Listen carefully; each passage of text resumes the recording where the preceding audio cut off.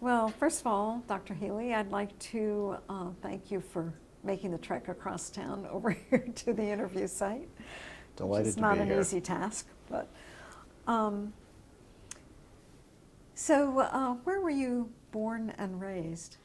I was born and raised in Boston, Mass, where I still reside, and it's been very hard to get me out of there, except for my tour in the military. Oh, where were you in the military? Well, for a short time, I was at Valley Forge Army Medical Center in Phoenixville, Pennsylvania, which in fact during the Second World War was one of the most decorated hospitals in the Army because of its plastic and reconstructive efforts from returning veterans from the Second World War. I was there for a short time, and then President Nixon decided to close a lot of military facilities, and one of them was Valley Forge. And I was transferred to William Beaumont Army Medical Center in El Paso, Texas, where I had a wonderful time, and it was a great opportunity to serve, especially during the Vietnam War. We were just sort of winding the war down, but we were getting a lot of the same kind of patients that they got after the Second World War at Valley Forge. Oh, really? So it was a wonderful experience, and I was privileged to serve for my time in the Army. And when was that? 1972 to 74. Okay, so it was right at the very end Yes, of the Vietnam yes. War. Yeah. How did you become interested in medicine in general and in surgery in particular? Well, medicine in general was a result of a role model who was my family pediatrician, who was a wonderful man by the name of Eli Friedman, who is in fact honored today in Boston. There's a lectureship actually at Boston University School of Medicine, the Eli Friedman Lecture each year. But Eli Friedman was about a little under 5 feet tall, maybe not quite 5 feet. But he was the old school doctor who came in the middle of the night with his little black bag and snow, rain, ice, whatever. And I can remember as a small boy, probably not more than 4 or 5 years old, not being well, but standing at the window with my chin just making it to the windowsill, seeing this man come in horrible weather because I wasn't well. And I guess as I grew a little older, that had a profound impact on me. The dedication that he showed to patients just impacted me profoundly, as I say, and I wanted to be like him. And as a matter of fact, the truth be known, even when I was a medical student and had some illness, I shamefully called him because he was a pediatrician and I was an adult then, but I had such implicit faith in him, and I said, well, Dr. Friedman, I need you to see me, but I don't want to come and sit in the waiting room with all the babies and so forth. He said, don't you worry, you come in the back door at 5 o'clock and I'll see you.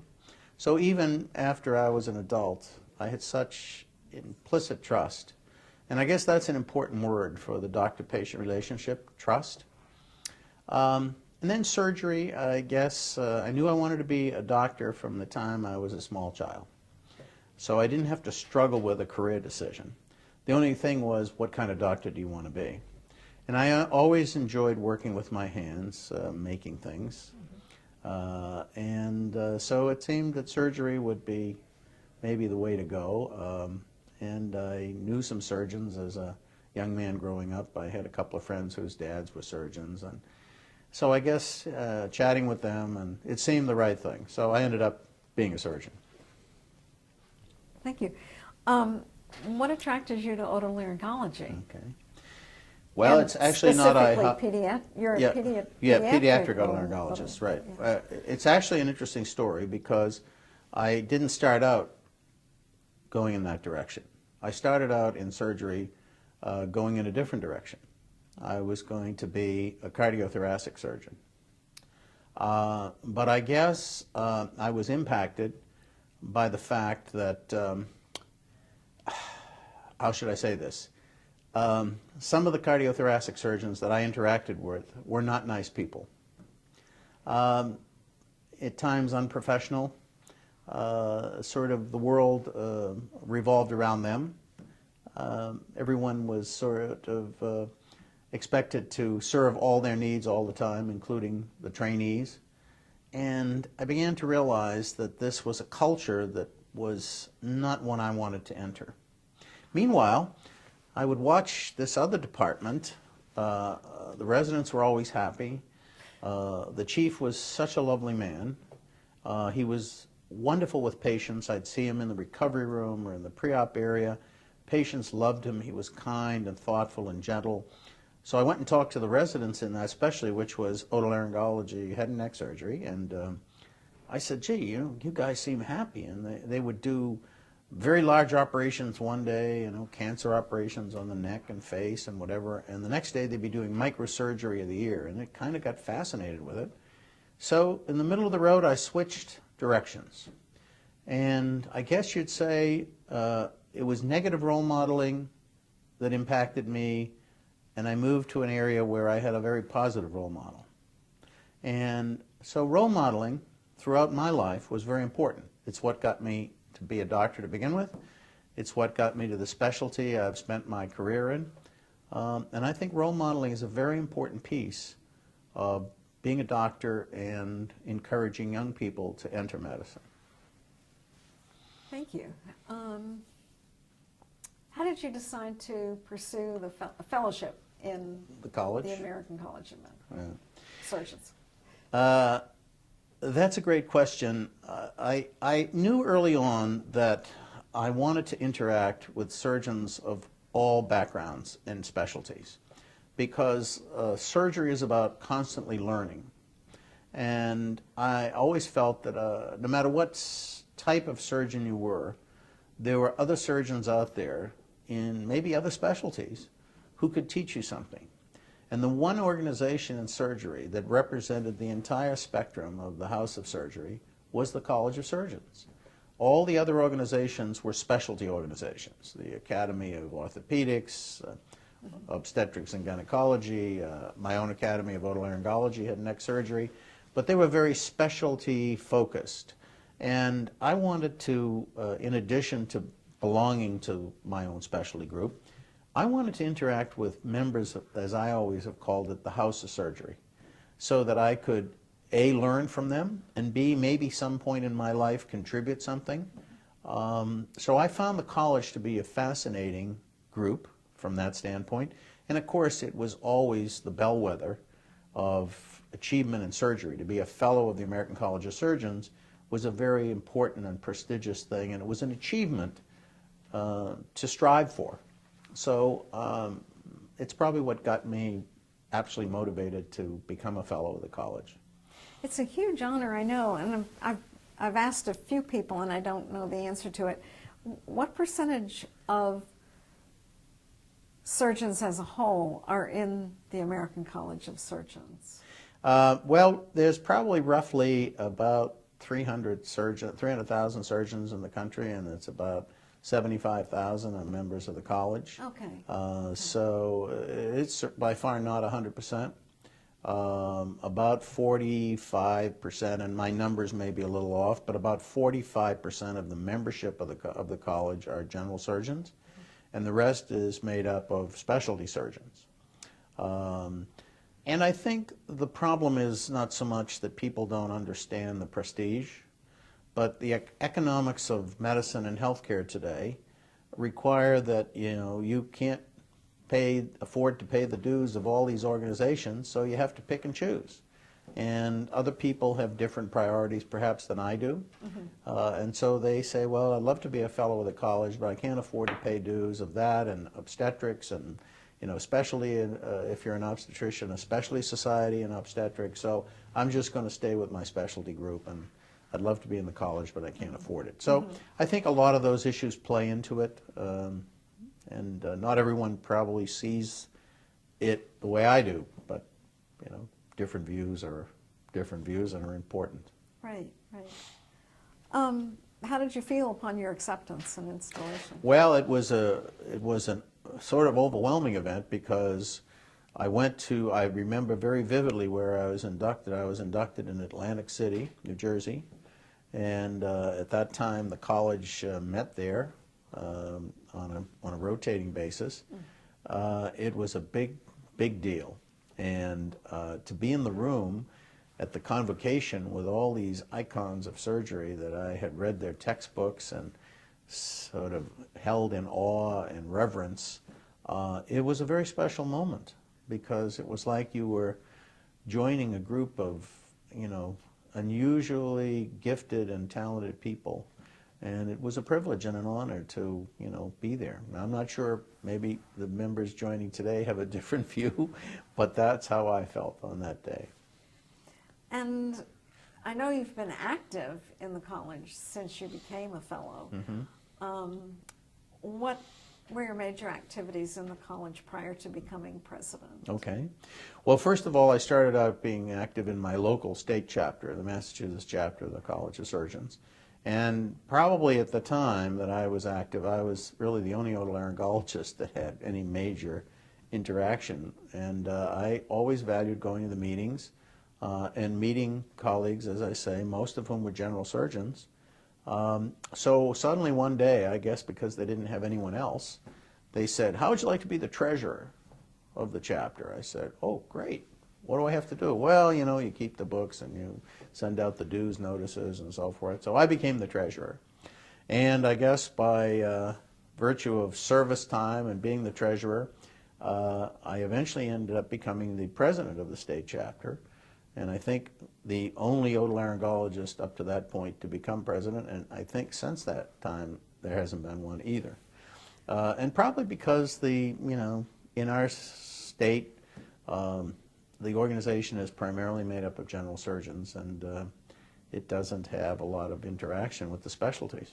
But that got me connected to the National College, because then I became a governor and would come to the meetings, come to the clinical congress on a regular basis, meet people.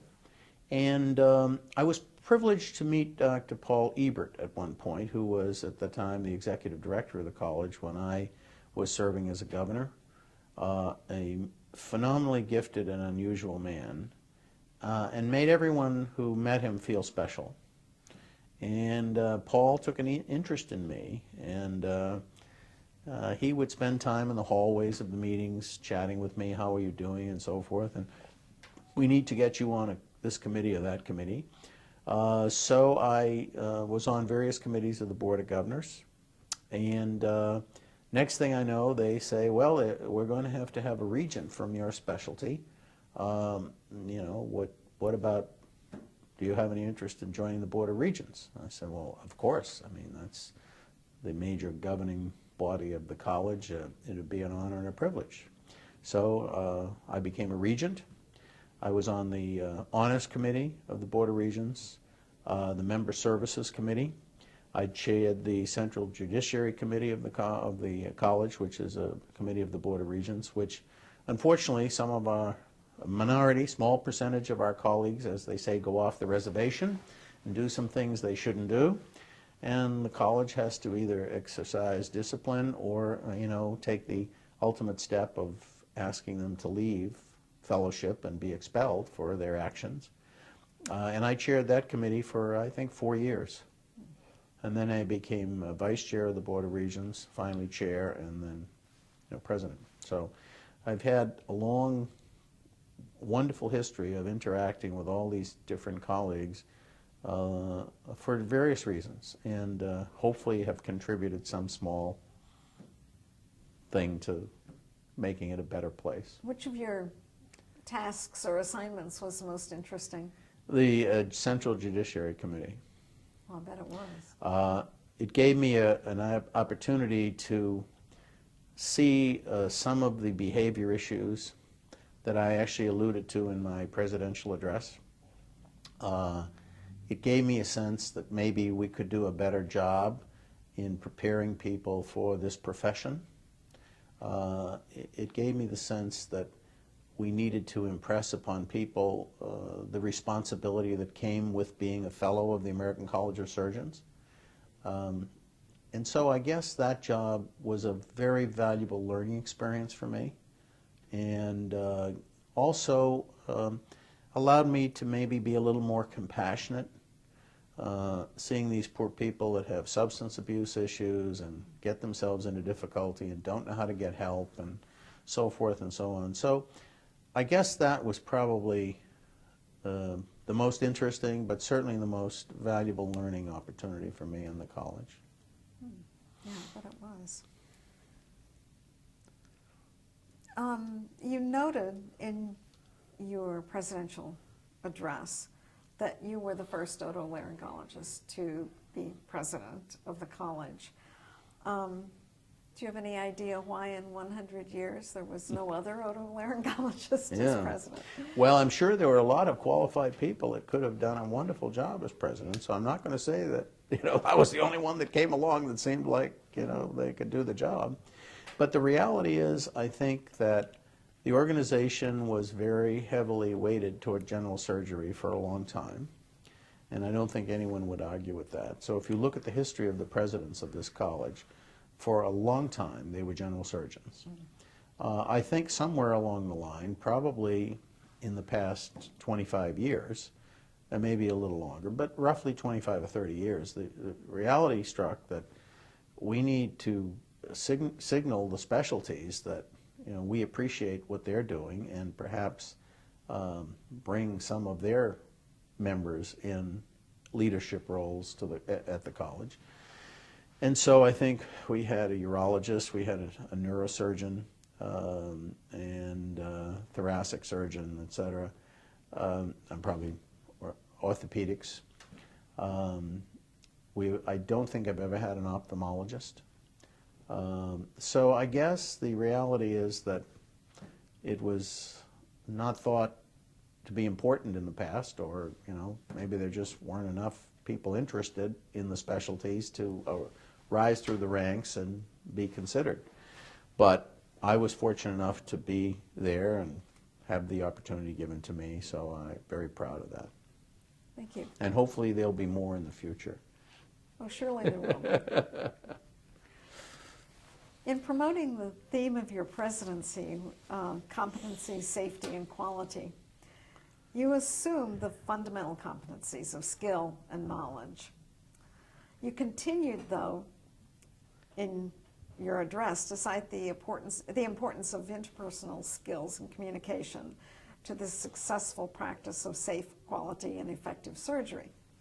So why are interpersonal skills so important? Mm-hmm. Well, I think it's a very basic concept that the doctor-patient relationship, in addition to being very sacred, is very unique. It's at least up to this point, it has been a very one-on-one interaction.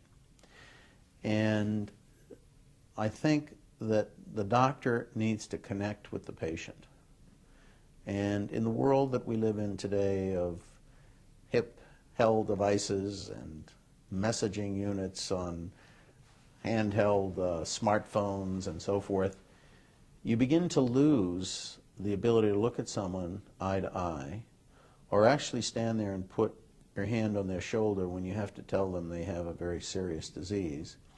That human connection is critically important to the doctor-patient relationship because there needs to be a message given, not just a verbal message, but a message with eye contact, facial expression, and the traditional element of medicine, which is the laying on of hands, which if you can't communicate, if you have not been taught to look someone in the eye or really show passion in your voice, it's very interesting issue in this day and age. For example, I teach a course for medical students, and part of the course is a little bit about communication. So I do this little drill in a seminar group where I have an email that was sent to me. It's a real email that was probably sent by a colleague who had a little anger problem at the time when he was considering sending me this email. And email, of course, as you know, once you hit the send button, it cannot be retrieved. So I hand out this email, it's blacked out who it came from and so forth, and I ask the students in the room, there's usually 4 or 5, to take a piece of paper individually and to write down on 4 bullet points what they think the content of this email means and signifies. It's absolutely incredible that you don't get the same response from the 4 or 5 people reading that email. Okay? So words alone don't have facial expression. An email doesn't give you the opportunity to say, no, no, that's actually not what I meant. I think we're on a different wavelength here, which I can do when I'm sitting here talking to you. Now, the email is a static thing with some words on a piece of paper, which are left open to interpretation. There's no passion. The patient needs to feel the passion in your voice, that you care for them, you're there for them, you want to be there when their problem is being taken care of, you're going to be there with them after that. So I just think this element of human communication is being lost. And, you hate to use the, oh, gee, it was different in the old days and so forth, but I fear that if we don't address this, we will become robots. Surgeons can easily become technicians, and we leave talking to the patient up to somebody else. We're going to lose the true element of professionalism, which is so important to the human person, and that is, does my doctor talk to me? Yeah. And how many people, I'll bet in casual conversation over coffee or something, who've had a recent doctor's visit, will say to you, he or she didn't spend any time talking to me. They just sort of, okay, here's the thing, here's a prescription, goodbye. That's not being a doctor. So that's why I tried to get that message across in my presidential address. What do you think, what are the obstacles to good communication? Because there's so many requirements. Well, I won't answer the question. What do you think are the obstacles? Well, I think the obstacles is first of all, we're not addressing the issue. We don't talk about it in high school with the high school kids. We don't talk about it in college. And we allow this. There's nothing wrong with emails. There's nothing wrong with having a personal device to send someone a text message. But that shouldn't be the only way we talk to people. And so we need to talk about it more. And especially in medical school or in residency training, we need to sort of get the students reconnected with, you got to talk to patients. Now, there's another element to this that's going to be an impediment, which is everyone in medicine now is heading towards being on a performance standard. It's like the old movies where the guy was working in the pie factory, and first of all, he's boxing the pies as they come off the line, off the assembly belt, and everything's good until the boss starts making the belt go faster. And the faster it moves, the faster he has to box the pies, and pretty soon there are a lot of pies falling on the floor because he can't keep up. That's what's happening in medicine in this country. The performance standards are being raised because the reimbursements are being lowered. So we'll make it up on volume, the old traditional. Well, we'll make more nails. We'll just make more nails and sell more nails. Well, if you do that, there isn't time to talk to the patient. It's just not there. And so at the end of the day, I think we got to talk about this. And the young people who certainly should be going into medicine for all the reasons we always went into medicine, which is to help fellow man and to be there when they need them and so forth. Those elements are still there. We shouldn't discourage continuing them in that path. And they need to sort of step up and say, you know what, I'm not feeling fulfilled. I never get to talk to my patient anymore.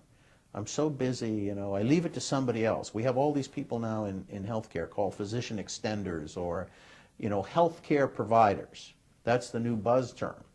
That's this generic concept that if you call them a healthcare provider rather than a doctor or nurse, you can literally insert anyone into that role. And so the healthcare provider that works with me will talk to you about your surgery. I want to talk to the doctor that's going to operate on me. I don't want to talk to someone who's going to be in another building when I have my surgery just because they know something that's written on a piece of paper. So we need to talk about it. We need to get it into medical school more, and medical schools need to become more connected with the reality of healthcare at the point of delivery. which in my firm opinion, they are not connected with.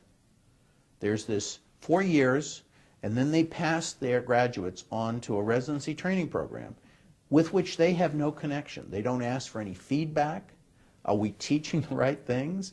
What are you guys seeing in our graduates that we could improve on? I mean, there's this sort of disconnect. There's no communication? Very little, if any. Really?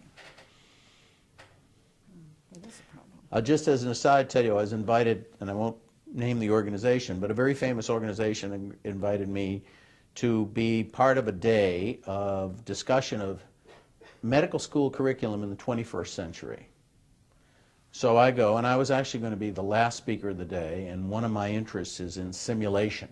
So they wanted me to give a talk on how simulation will be used as a new educational tool, especially in surgery or in medical school and so forth. So I had a whole talk prepared. Well, I sat there the entire day listening to these talks about molecular genetics and new special science and so forth. There wasn't one time during that day, not once, that the word patient was mentioned. Not once. I sat there and I'm saying, these people are totally out of touch with reality. 98% of the graduates of their medical schools, and these were deans and associate deans and deans of curriculum and so forth, the very leading medical schools in the country were all there. I said, they're not even mentioning the word patient, and they're talking about things that 98% of their graduates, the day they leave medical school, will never do again. Only 2% of their graduates will become physician scientists, and the rest will be caregivers. So I changed my whole talk. I put a whole new PowerPoint together. I got up at the podium at 4:30, and my speech was, you guys don't get it. And I'll tell you what, everyone woke up in a big hurry, because I talked about the elements of communication and professionalism and teamwork and all the things that were in my presidential address, which are the realities of being a doctor in the 21st century. And I said, you guys, you better start asking questions about, are we teaching stuff to make people relevant as physicians, as healers in the 21st century? Or are we still teaching things that we think were important in 1946 or 1937 or whatever? Because the world is changing it, but the expectation of patients will never change. Yeah, that's very true.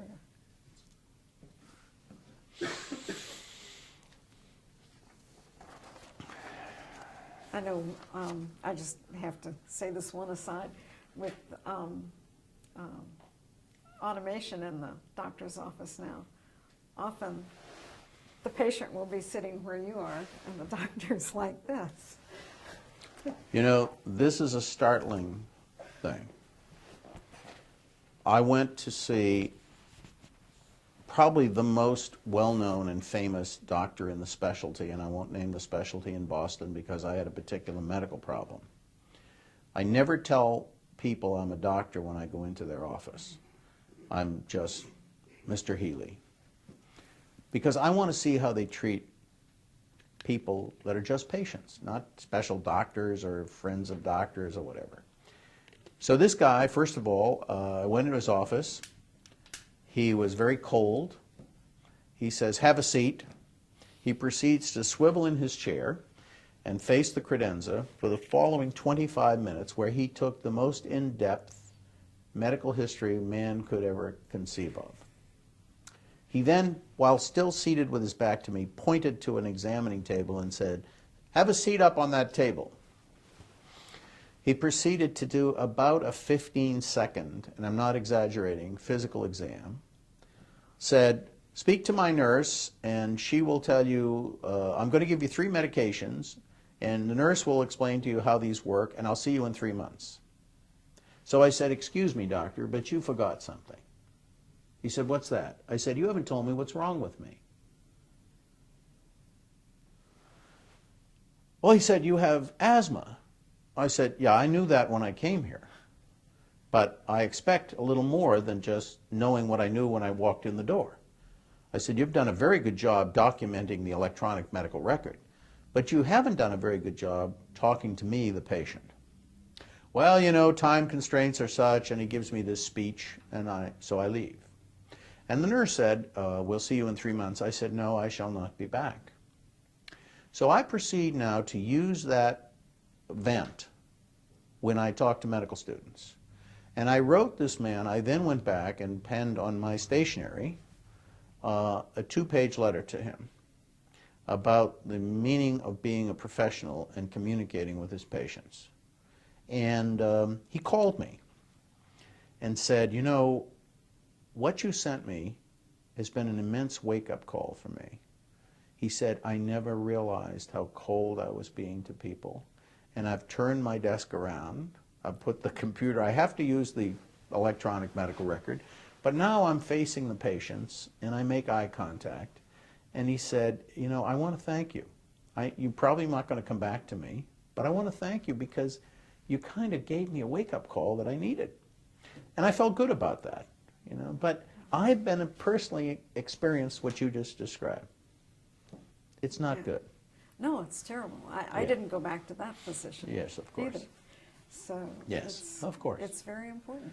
Yeah. And I won't stop talking about this, although people will probably think I'm old-fashioned and living in the past. But it's not being old-fashioned. No, it's being a human. Yeah. You cited professionalism as the second essential element to safe and quality practice.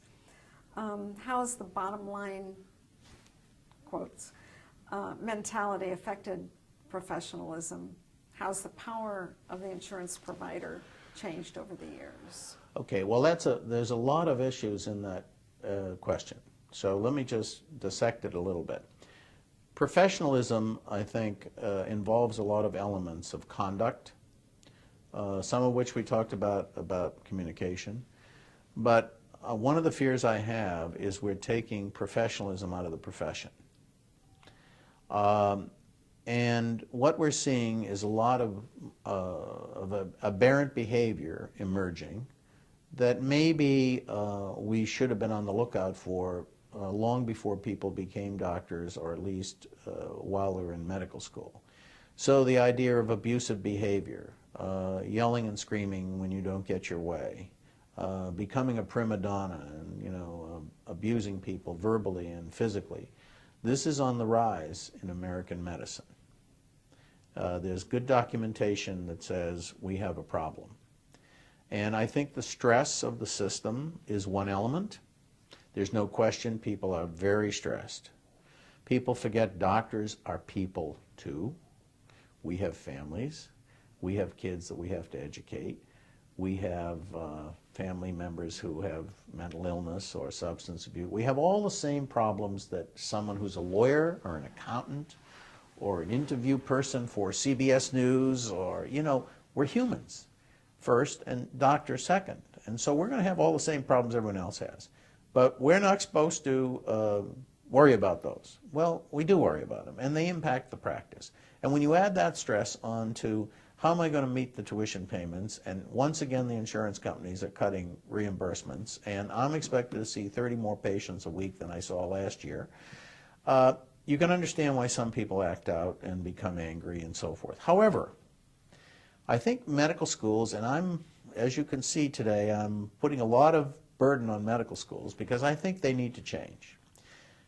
Right now, the major way to get into medical school is to be very smart. If you have a summa cum laude from, you know, famous university, and you hit the medical college admissions test scores out of the ballpark, you're probably in. We don't screen for substance abuse problems. We don't screen for behavior issues. And yet all of these are very important elements to being a doctor. If you have anger management problems, we should know that ahead. You don't develop anger management problems as a 45-year-old surgeon in Des Moines, Iowa, or, you know, Burlington, Vermont. You've probably had the manifestations of those as maybe as a high school student, as a college student, as a medical student. But have you been just pushed along because you're very smart and people have ignored those issues, or haven't gotten you help, or haven't, you know, sorted out these issues? So professionalism, I think, embodies that. It embodies behavior. It embodies how you act within the system. It embodies honesty and integrity and ethics. Another area that we're beginning to lose sight of, ethics.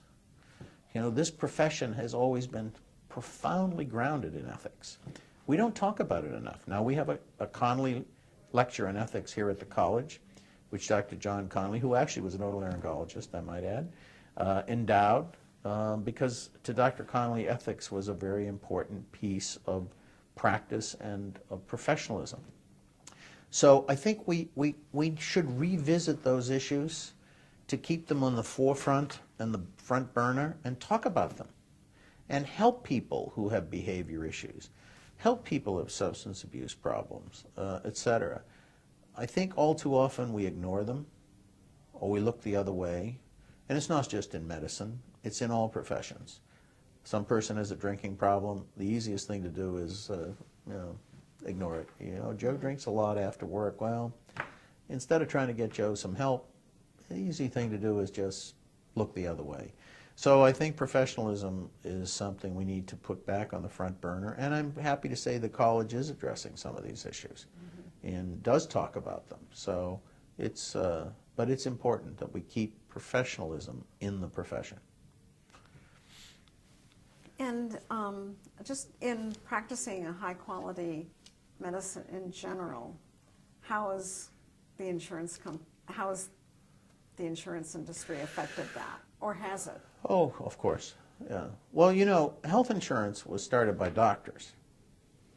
Blue Cross Blue Shield was a concept developed by physicians. And for many years, physicians called the shots. Now, I'm not saying that was right. There were all kinds of other health people, namely nurses, that should have been at the table, to discuss.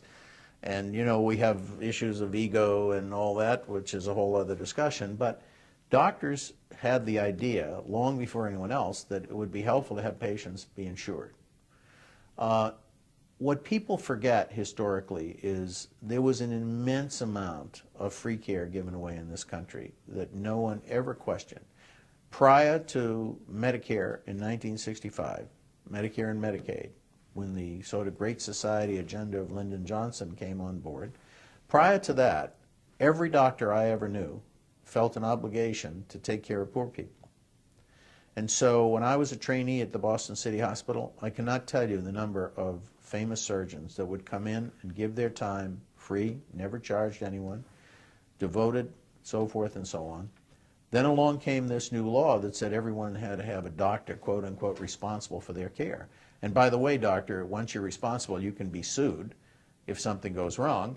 Suddenly those people fled. And that led to the demise of the great inner city hospitals. Bellevue, Cook County, Charity Hospital in New Orleans, LA County Hospital in Los Angeles, Boston City Hospital. All those places, instead of being the place everyone wanted to go to train and all the best and brightest faculty worked, became the worst hospitals, okay? And the reality is that we changed fundamentally with this allowance of everyone else. We were too busy. So this bureaucracy built up. And then the insurance companies became immensely powerful. And as I say today, many of them practice medicine without a license. They're calling the shots, and you're vulnerable as a patient because you can't afford to pay for this out of your pocket. You pay a premium every month. So the patients are not being active enough. They're the ones that pay the premium. They're allowing the insurance companies to dictate the care. And pretty soon, you know, you have the foxes guarding the hen house. And I will tell you that I would venture to say that the incentive of insurance carriers may not be the best for patients. Sometimes those things clash in terms of what's best for the patient versus what they think is best for the patient, which in truth, in reality, as you interpret it, is what's best for the bottom line. And sometimes those two don't mesh. Now, can we do a better job? Can we be more efficient? Can we cut fat out of the system? We've done a fantastic job doing that. There is a lot of money in the system that's being wasted. I mean, if we took all the bureaucracy of the insurance companies out of the system and put that money into health care, we wouldn't have to worry about the uninsured or underinsured. There'd be more than enough money to take care of everyone. Think of the infrastructure to run Blue Cross Blue Shield of, and I'll let that next line, it can be of Illinois, of California, whatever. How much do you think they spend pushing paper? They don't make one patient better. They're an intermediary that we frankly don't need anymore. Not in an electronic age. But they'll never let us, get to that point where they're deemed unnecessary. I think so. As a former employee of a large institution, did you feel any pressures that were, pressures against practicing what you wanted, the way you wanted to practice? Yeah. I think probably what I saw happening was a change in the mission of where we were headed. And this wasn't unique to the hospital I worked in. It was in many hospitals, which was bottom line driven, profit versus people. We have 10 nurses in the OR. 5 of them are senior nurses, make a high salary. Let's get rid of them and replace them with 5 new graduates. Well, you can't replace experience. That's invaluable. And how to deal with critical issues when they occur, invaluable.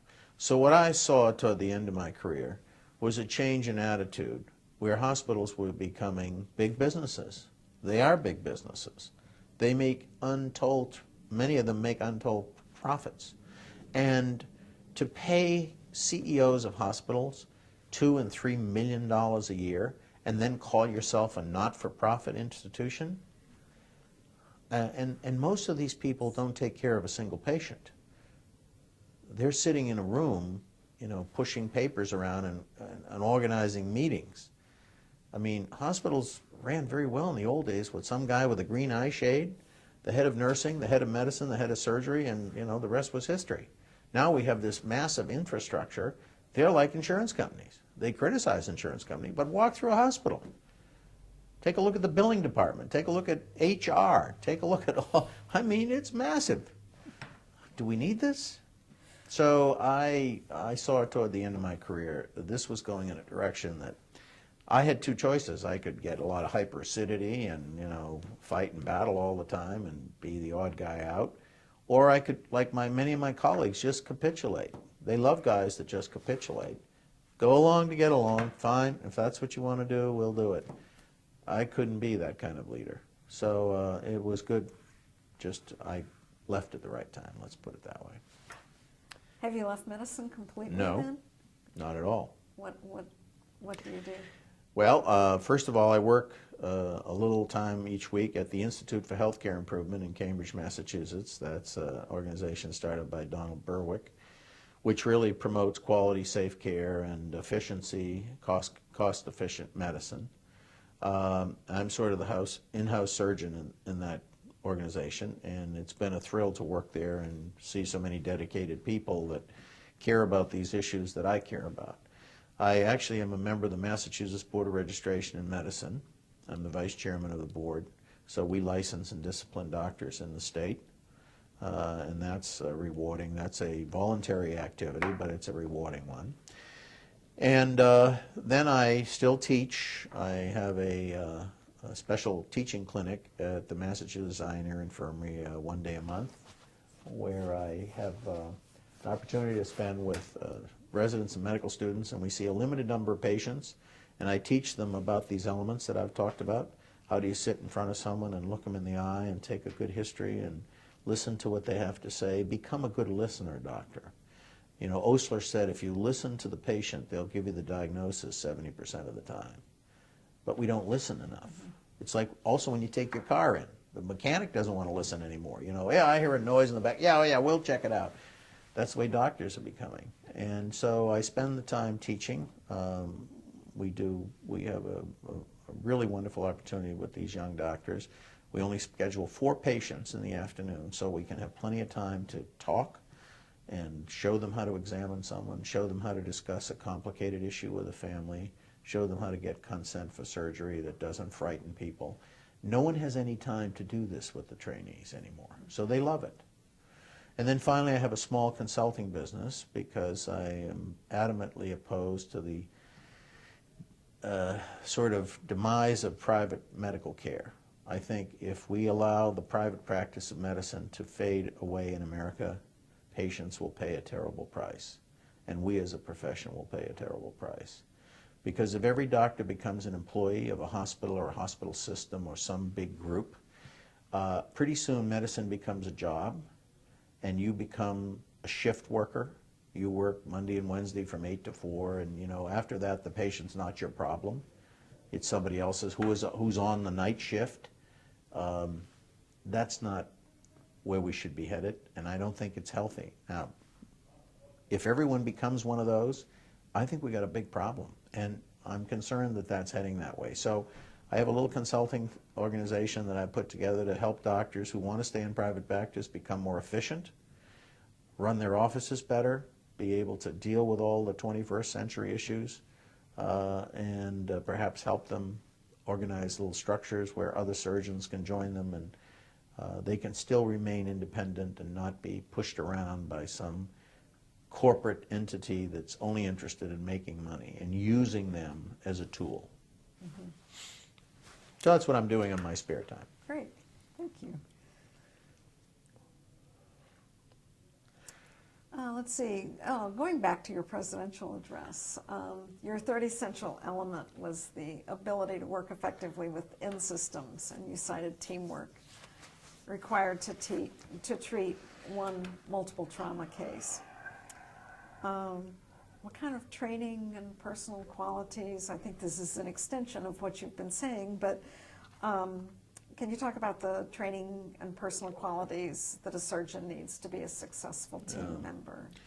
Well, surgeons, you know, traditionally the training of surgeons was, it's you and the patient. You go in, you do an operation, you have this relationship that I talked about. All the rest of these people are there to sort of make it happen for you, but you know, you're the primary focus of this event, you and the patient, and it's all over. That was in an era when we didn't have ICUs. We didn't have the complexities of surgical care that we have today. Patients with a lot of comorbid conditions didn't live long enough to go through extended care. Mm-hmm. Patients with diabetes and hypertension, we just, you know, lost those people at an early age. So life expectancy is increased immensely. Elder surgery, for example, wasn't even a thought of specialty 10 years ago. Now people are really getting into geriatric surgery because it's not unusual to have to operate on an 85-year-old person who's in pretty good shape.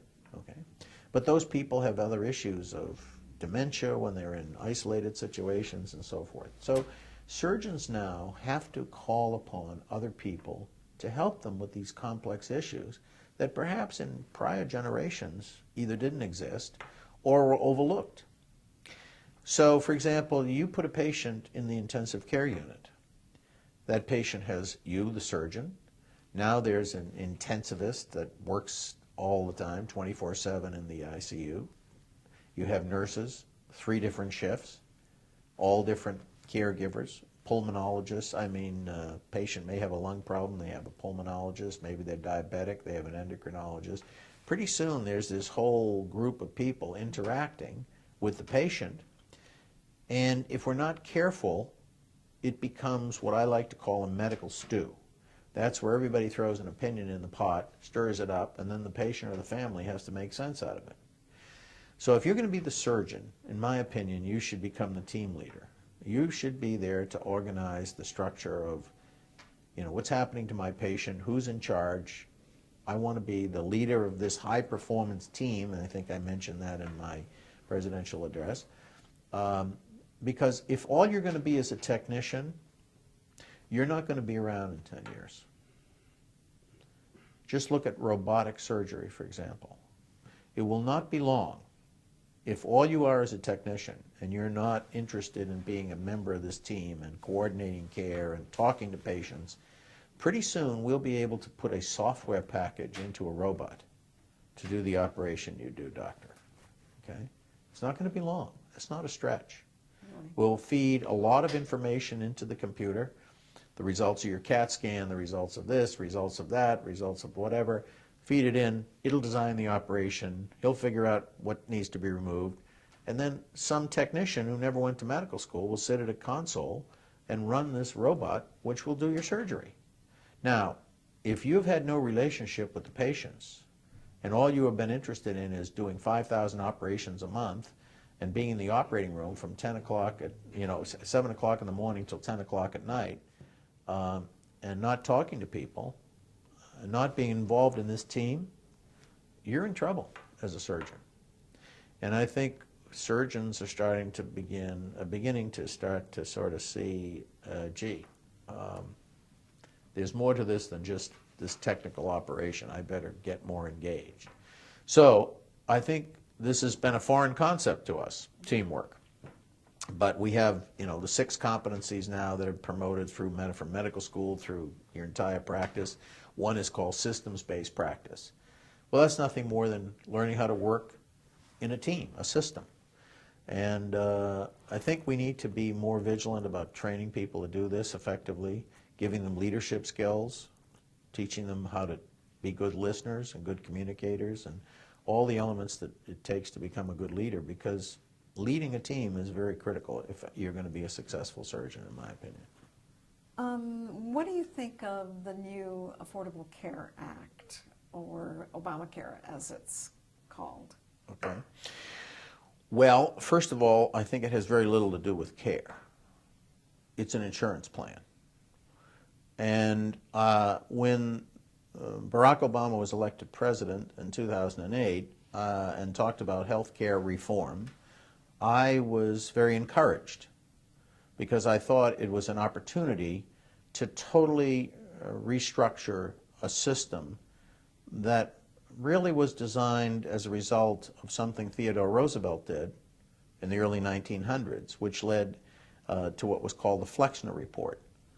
And the Flexner Report is the sort of blueprint on which academic medical centers was built. It's how residency training was organized. It's how we train people, and how big hospitals evolved, and essentially certification and all those kinds of things came from the Flexner Report. That was published 103 years ago. A lot of things have changed in 103 years. I would have hoped that the president would have said, healthcare reform is a necessary thing in this country. The world has changed. So I'm going to form task forces on all these elements: how we train healthcare providers, how we pay for their education. Is the structure that we use to deliver care still relevant in the 21st century? Could we do it more efficiently? Does everyone have to be in a hospital or clinic? How are we going to organize home care? How are we going to take care of the elderly? How are we going to do, in other words, ask all these questions. Now, in the meantime, we have an urgent situation in America. We have, at the time, the estimate was 40 million Americans without health insurance. We need to fix that. We need to get everyone to the table. The Affordable Care Act does not insure everyone that doesn't have health insurance. It left a number of people outside the tent. If you read the Affordable Care Act, there are still estimates, sometimes there are about 13 to 15 million people that don't qualify under this.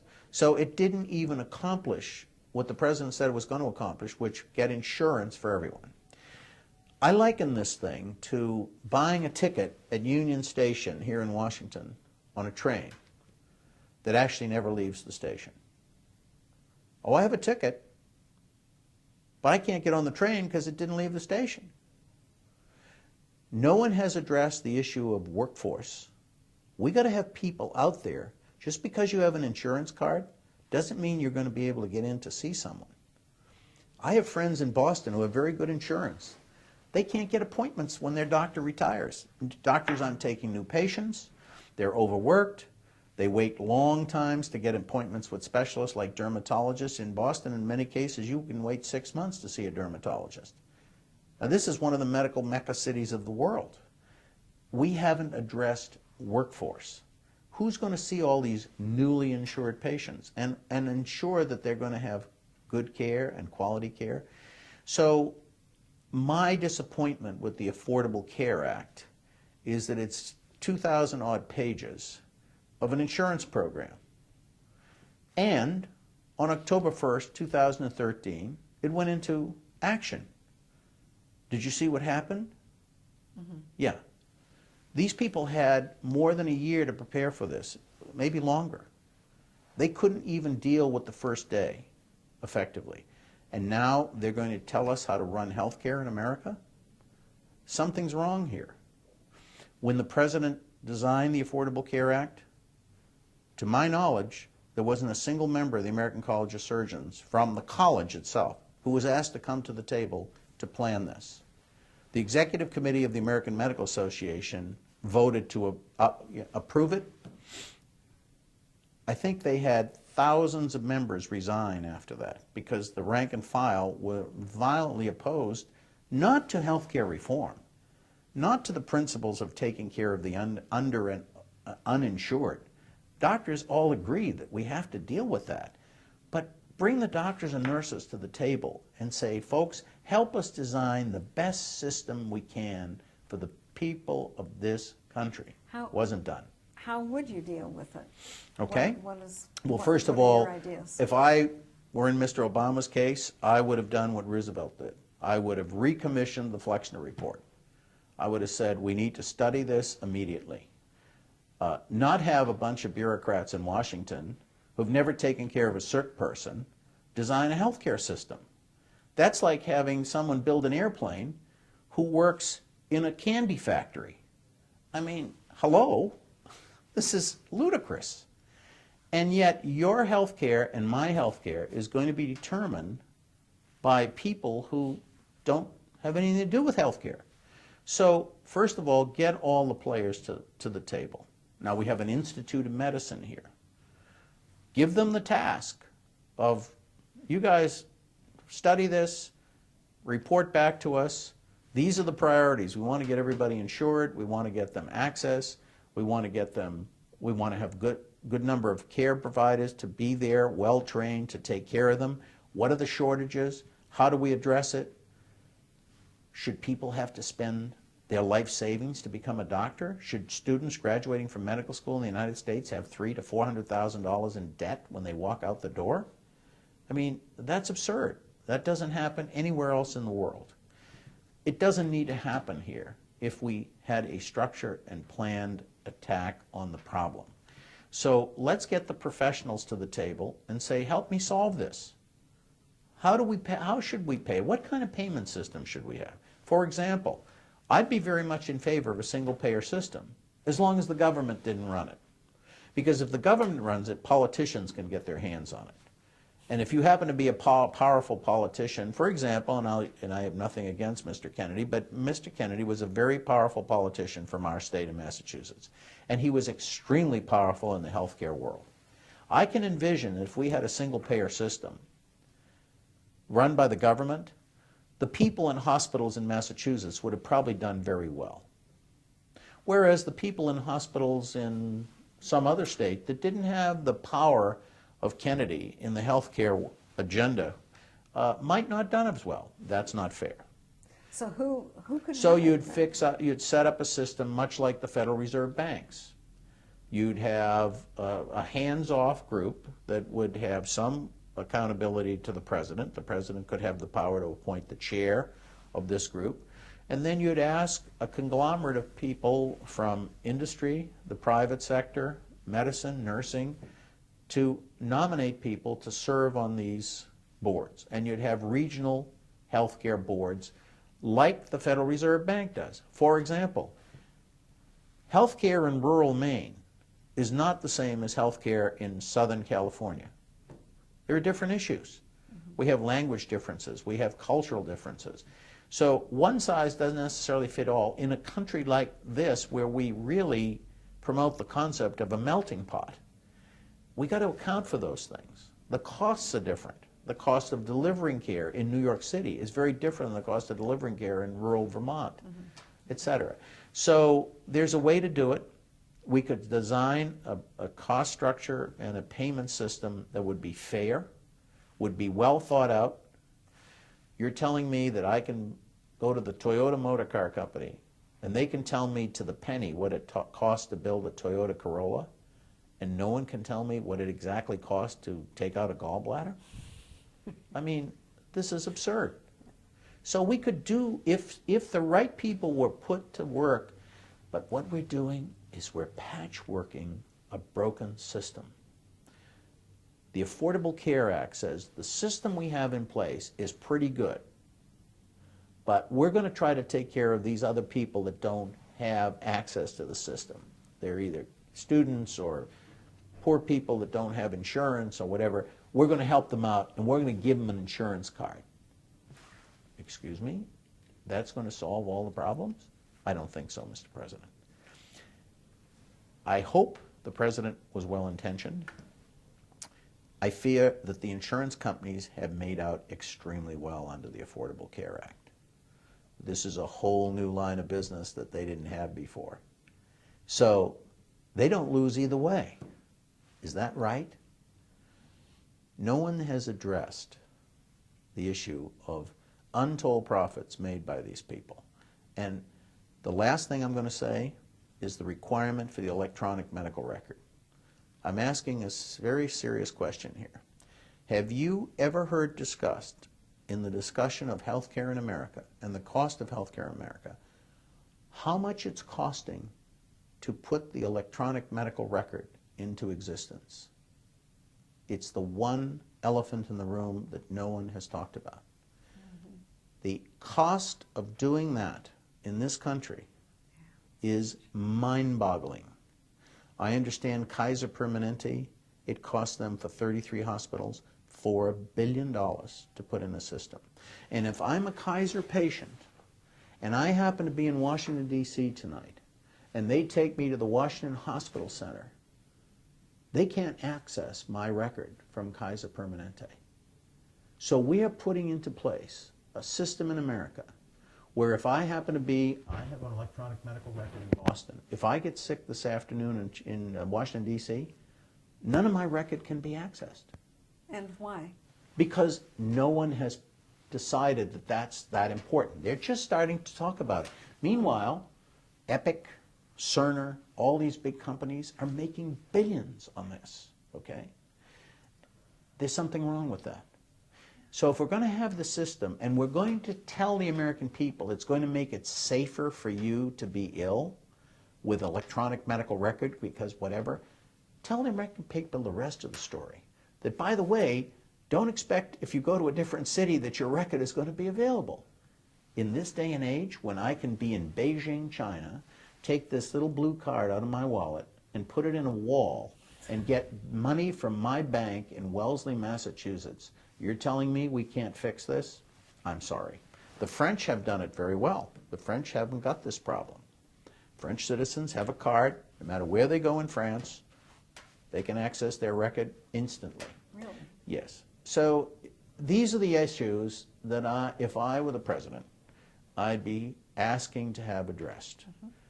Barack Obama had the opportunity to truly change healthcare in America for the better. I think what he did was he put in an Affordable Care Act that had nothing to do really with effectively making care better and didn't really accomplish what he, the president, as a candidate, said he was going to try to do, which was give insurance to everyone in the country.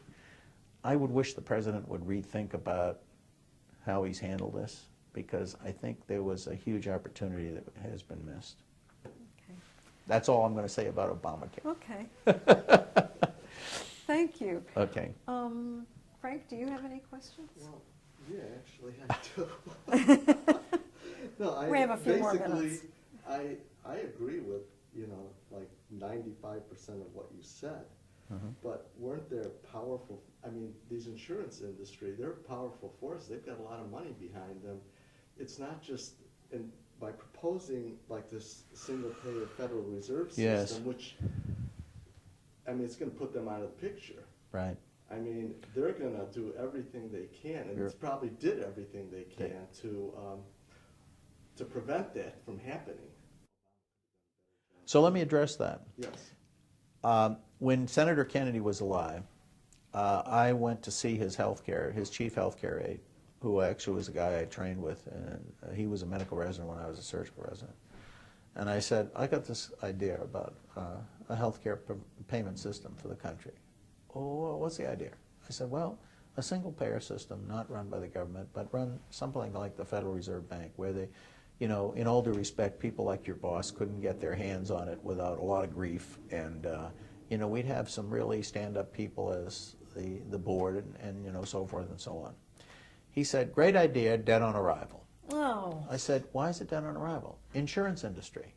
He said, Jerry, you have no idea the power of the insurance industry in America. It's beyond belief. And, that's what's happened to America. And that's what the problem is in this city we're sitting in right now. We have allowed special interests to take control of our government and allowing PACs and lobbyists and all these people. And so if you have a lot of money, you can buy access. And I'm sorry to say that's what's happened. And so you're absolutely right. Theoretically, it would be a great idea. So along has to come a Theodore Roosevelt, an Abraham Lincoln, a person who's a change agent, who says, I don't care, we're going to relook at this from the ground up. And if it comes out that insurance companies have to be bit players, so be it. But I'm not sure we have those candidates anymore.